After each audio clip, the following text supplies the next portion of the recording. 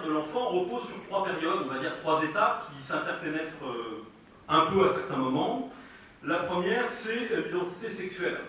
Alors, je ne vous parlerai pas de la théorie du genre ce soir, c'est pas le sujet, mais on va dire, pour faire très simple, que la première phase de développement de la construction de l'identité de l'enfant, c'est le fait qu'il puisse s'identifier comme un garçon ou une fille. Alors, j'ai utilisé un peu le vocabulaire d'un enfant là. Ce marqueur, je dirais, cette capacité à pouvoir se situer clairement, est un besoin fondamental des enfants. Et là, je vous parle en tant que père de famille, je vous parle pas en tant que psychologue, sociologue, je ne sais quoi, c'est ce que j'ai observé dans la vie. Les enfants recherchent en quelque sorte cette forme d'appartenance-là, et ils ne la recherchent pas pour s'y réfugier, pour se couper, ils la recherchent parce qu'elle est un élément fondamental de leur construction d'identité.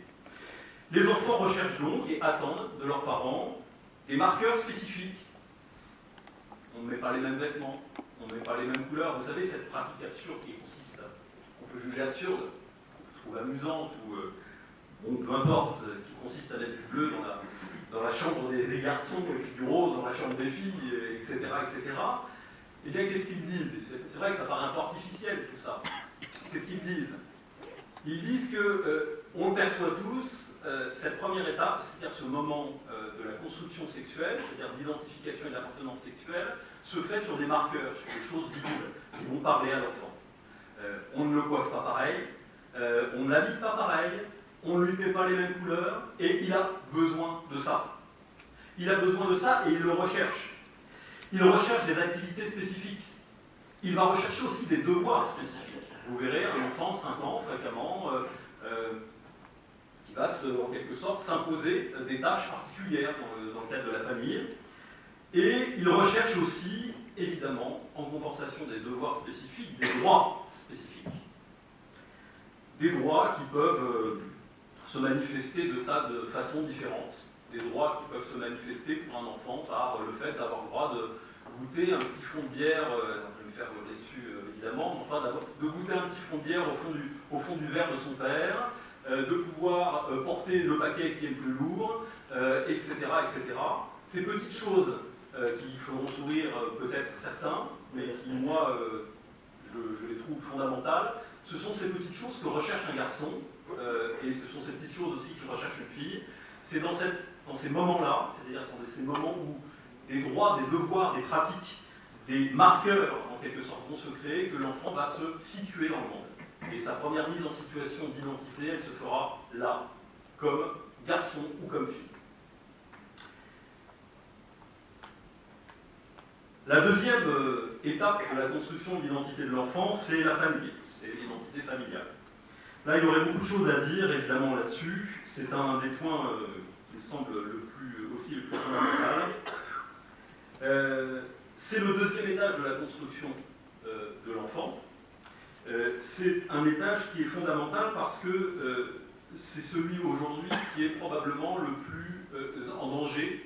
Évidemment, notre identité de culture et de peuple et de civilisation l'est aussi, mais la famille elle-même, qui est en quelque sorte une forme d'appartenance, de racinement, une forme de communauté vivante qui permet à l'enfant de se situer dans un groupe, dans une sociologie donnée, eh bien cette cellule familiale-là, elle aussi, fait l'objet de tous les assauts du système de conditionnement médiatico-politique.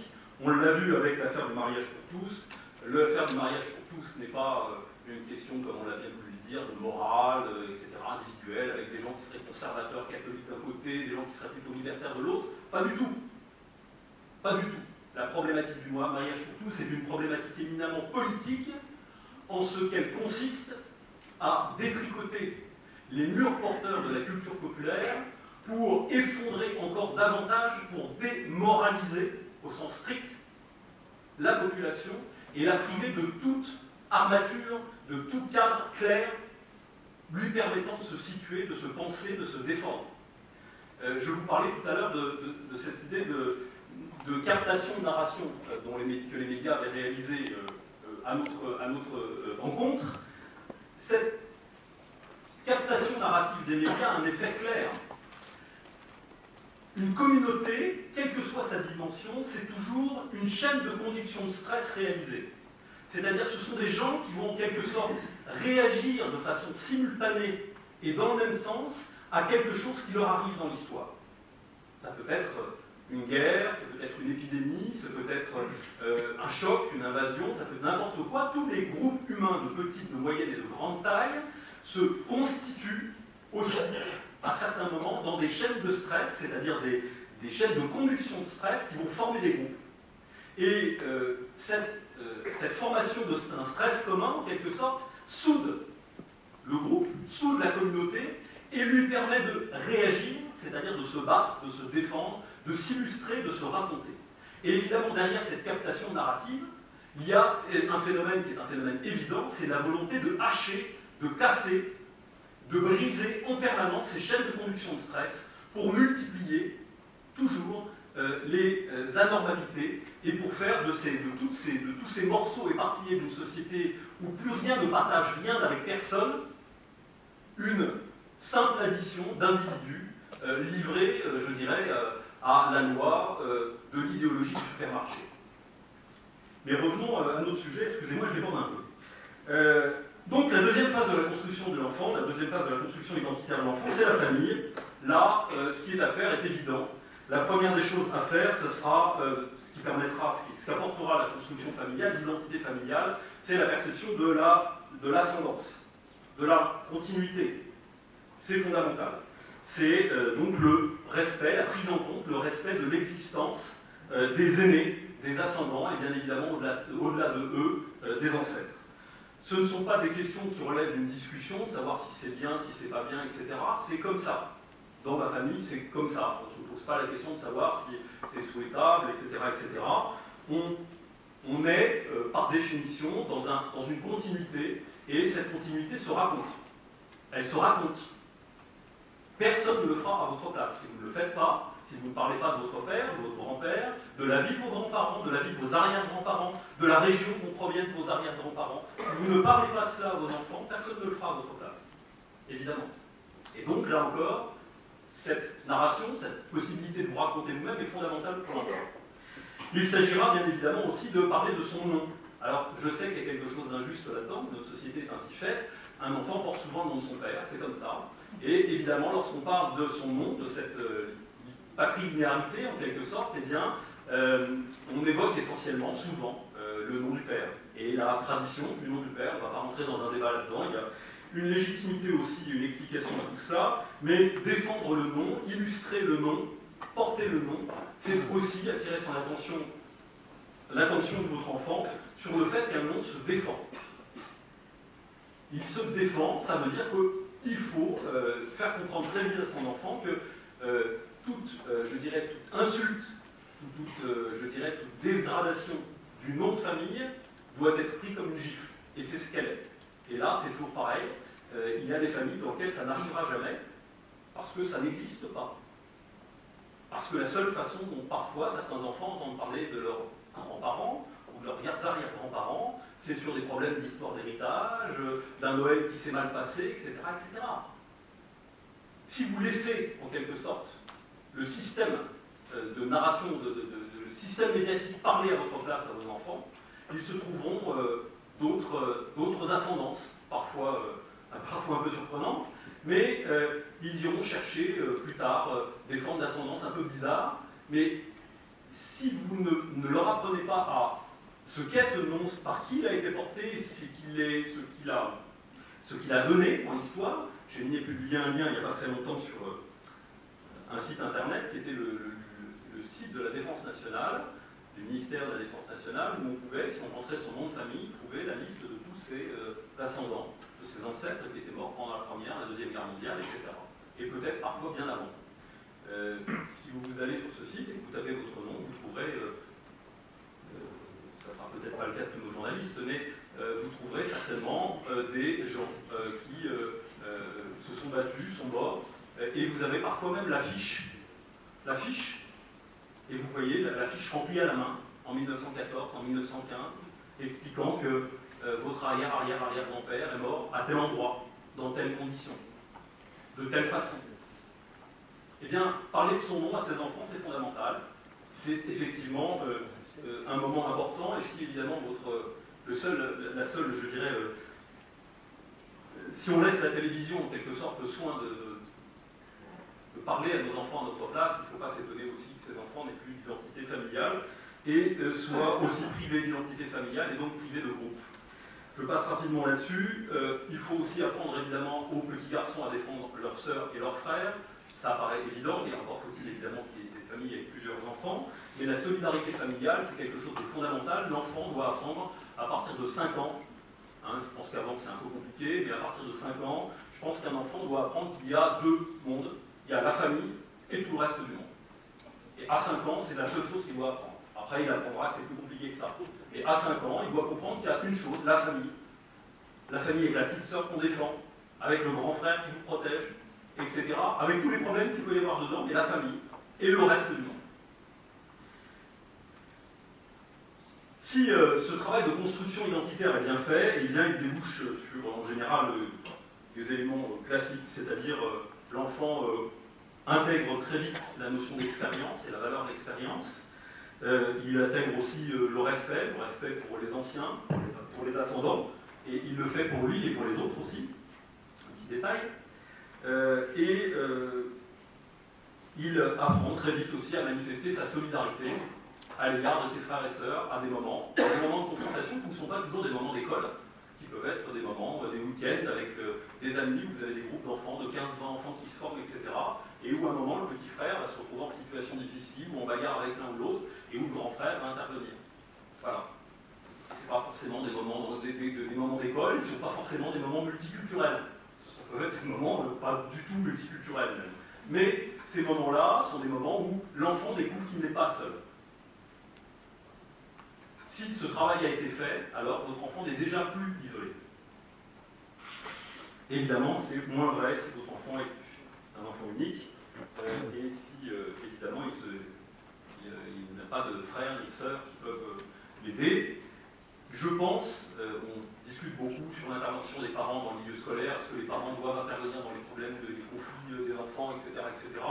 Moi, j'ai une politique très simple, je considère que les enfants doivent, pour ma part, j'ai toujours pensé que les enfants devaient se débrouiller en environnement scolaire. Je me souviens, ma fille aînée, la première fois que je l'ai mis à l'école, je l'ai laissée dans la cour de récréation et je n'ai pas pu m'empêcher, parce que c'était la première année où elle allait à l'école, de faire le tour pour aller regarder par la grille comment elle arrivait dans cette cour de récréation et ce qui se passait. Elle avait sa petite jupe plissée, c'était sa première journée d'école. Elle est arrivée dans la cour de récréation et à ce moment-là, elle avait à peine les pieds dehors, qu'un gamin est arrivé à son niveau et lui a déclenché une immense paire de gifles. Et alors, je n'ai pas besoin de vous dire que j'étais à 20 mètres derrière un portail et que je bouillais un peu évidemment. J'ai envie de faire demi-tour et, bon bref, de la récupérer. J'étais absolument en colère, bien évidemment. Je me suis abstenu de le faire, ça paraît évident. Mais je pense qu'il est important de laisser les enfants aussi être confrontés, c'est un point qu'on abordera après, aussi au conflit, à l'agressivité, au choc physique. Qu'il convient aussi de ne pas faire des histoires sur toutes ces questions-là. Je reviens sur la question maintenant de la construction de l'identité, en vous passant rapidement en revue l'identité culturelle et ethno-culturelle, on va dire. On a vu, on sait que c'est un facteur d'identité, de construction identitaire forte. J'aurais tendance à vous dire que dans un pays où tout le monde il est français, comme disait un fameux dessin de Conque, l'appartenance, le fait de se dire français dans une cour de récréation ne suffit pas à créer des communautés de stress ou des communautés tout court pour se défendre. Permettez-moi de vous dire que j'ai malheureusement quelques doutes là-dessus. Les polarisations ethno-culturelles dans les cours de récréation se font rarement sur la nationalité, mais beaucoup plus souvent sur l'apparence physique, sur les morphologies, sur la race, sur l'origine. Il y a les Noirs, les Blancs, il y a les Chinois, etc. Ou éventuellement parfois sur des nationalités, mais rarement lorsqu'il s'agit des Français. Je pense que ce travail de construction identitaire est un élément fondamental. Évidemment, ce travail de construction identitaire il passe aussi par la construction de l'identité, enfin l'explication de l'identité nationale aux enfants. Je pense que cet élément vient plus tard.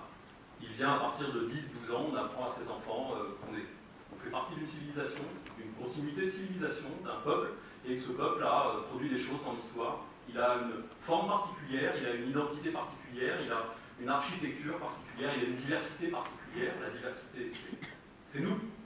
La diversité, c'est pas l'immense plaque de béton qu'on est en train de poser sur nos territoires en faisant se déverser sur les terres d'Europe des dizaines de millions d'extra-européens. La diversité, elle était là avant. La diversité, c'est celle d'une Europe construite par ses peuples, d'une Europe diverse, d'architecture, de traditions, de goûts, de gastronomie diverses, de paysages divers. Cette diversité-là, il faut aussi la raconter à ses enfants, leur apprendre à l'aimer. C'est ainsi aussi peut-être qu'ils seront plus tard capables de se défendre et de se rassembler pour former des communautés de réaction, des communautés de stress, plus larges encore que celles de la famille ou du groupe, mais qui leur permettront d'être plus forts dans l'adversité. Je vais accélérer un peu parce que je pense que j'ai fait beaucoup de... Je pense qu'on ne pourra pas développer les 3 points suivants autant que le premier. Un élément très important dans la démoralisation de nos jeunes, c'est évidemment la culture de la négociation et de la norme. Nous vivons dans une société hyper normative, une société où on valorise beaucoup chez les enfants la norme, la loi, la règle. Cette norme, cette loi, cette règle pousse les enfants à être renvoyés en permanence à ne pas gérer les conflits, ne pas gérer les problèmes eux-mêmes directement. On les renvoie toujours à l'autorité, l'autorité du parent, l'autorité de la maîtresse, va dire à la maîtresse, etc. Mais très vite, très tôt, on fait évoluer les enfants dans un environnement qui est un environnement qui, en quelque sorte, qui retire à l'enfant son droit à se défendre, son droit à réagir par lui-même. Cette culture de la négociation et de la norme est aussi une vision un petit peu particulière du monde. Elle voit aussi le conflit comme le rapport de force, comme un échec. Vous connaissez cette culture-là, hein, quand on se bat, c'est que finalement on a été trop stupide pour trouver des solutions en discutant, en parlant, c'est parce qu'on n'a pas cherché à comprendre la personne en face de soi, etc. Toute cette culture qui est très féminisante d'un certain point de vue correspond aussi d'ailleurs avec l'avènement et la domination, enfin, si je puis dire, entre guillemets, pas domination, mais en tout cas le développement extrêmement rapide de la proportion des femmes dans le corps enseignant. Je pense que ça n'est pas sans rapport. La culture de la, je dirais, de la négociation, la culture de la règle et la culture de la loi, en tout cas l'importance de cette culture de la norme est un effet particulièrement pernicieux, je le pense, sur la formation virile, sur les instincts virils dans nos sociétés actuellement. Elle a un impact plus particulièrement important sur les populations autochtones, qui sont encore plus par nature, je dirais, par sens de la discipline, portées à respecter ce genre de choses. Nous sommes des populations attentives aux règles, aux lois, à tout ce qui permet la formation de communautés politiques larges, ça fait partie de notre histoire. Et évidemment, dans ce contexte-là, nous avons quelques difficultés à transgresser dès notre jeune âge ces normes et ces lois. Cette prépondérance de valeurs maternelles, en quelque sorte, de valeurs maternisantes, visant à protéger l'enfant, à ne pas l'exposer, à ne pas en quelque sorte à le mettre dans un environnement qui est un environnement d'intelligence, de compréhension, d'analyse, est extrêmement nuisible aussi. Je crois qu'un enfant a besoin de s'exposer, il a besoin de prendre des coups, il a besoin d'avoir froid, il a besoin d'avoir faim, il a besoin de se griffer, il a besoin de se battre, il a besoin de tomber par terre, il a besoin de pleurer, il a besoin d'être triste, il a besoin de s'ennuyer, il a besoin de vivre. Et que tout ce qui constitue, tout ce qui l'empêche de se confronter à la vie directement, sans avoir une sphère en quelque sorte, une sorte de molleton ou de coquille en coton autour de lui, filtrant, je dirais, le bon, le mauvais, le froid, le chaud, etc., contribue à déréaliser aussi nos enfants. Je pense qu'on a là, on peut l'expliquer de cette façon, mais enfin disons que l'évolution de la composition du corps enseignant et simultanément peut-être aussi je dirais, le déploiement de cette culture de la négociation dans nos sociétés et pour beaucoup aussi dans la dévirilisation de la population chez les jeunes Européens.